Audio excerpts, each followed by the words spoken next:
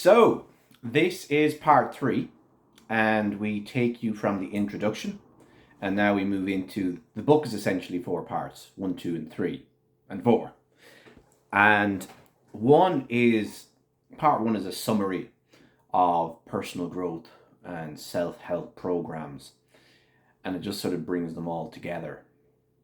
And it's useful because over the years I was big into this, and I would listen to everything and read everything. Now they're great, but they're sort of like candy floss in that they look good, they smell good, and a big huge load of pink candy floss, and you stick it in your mouth and there's nothing there. So it's not to rubbish them, they're very useful. And that's what part 1 is. Part 1 is just summarizing all of that, being yourself, positive affirmations, goal setting. And then we move to part 2. And part 2 is the heavy lifting of the book, where I give you a blueprint. I give you my blueprint. I give you what I've done.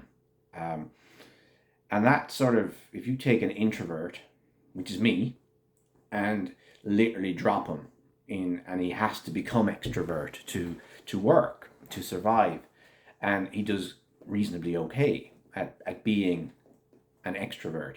So I think it's probably that's why I start with the introduction.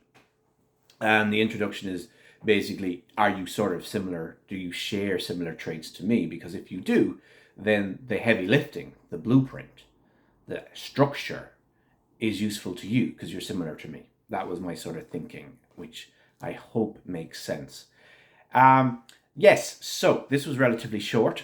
Tomorrow I start on part 2, and we talk about the various things. There's 8 elements, 5 pillars, triad of toxicity, 4 features of fascinating. We go through it one day by day.